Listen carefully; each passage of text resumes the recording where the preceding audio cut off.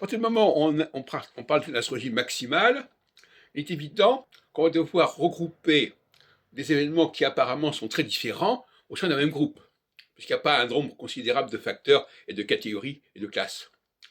Alors qu'en astrologie minimale, on va se polariser sur la spécificité de tel et tel groupe, de tel et tel événement. Donc là aussi, la méthodologie, l'épistémologie n'est pas du tout la même. Par exemple, moi, je n'ai pas de difficulté à comparer la période nazie des années 40, etc., à la période de l'Union européenne, etc., quelques années plus tard. Bon, j'ai pas de problème parce que même si effectivement la politique n'est pas la même, l'idéologie n'est pas la même, il y a des problématiques communes, de même que par exemple, comparer Stalingrad avec Dien Bien Phu, par exemple. Bon. Alors, Dien Bien Phu, c'est 54, Stalingrad, c'est 41, bon, il y a 13 ans, etc. Voilà. Donc, si dans ces deux cas, Saturne est au même endroit, dans la même catégorie, ça veut dire quelque chose.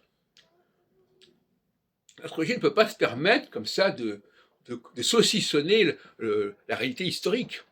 Il faut pouvoir, la force de l'astrologie, c'est de pouvoir justement rapprocher des facteurs qui, par certains côtés, semblent différer, mais qui fondamentalement fonctionnent sur les mêmes bases. C'est ça le rôle de l'astrologie. De la même façon que quand on crée des catégories, il est évident que ces catégories ne peuvent pas respecter la spécificité de chaque individu.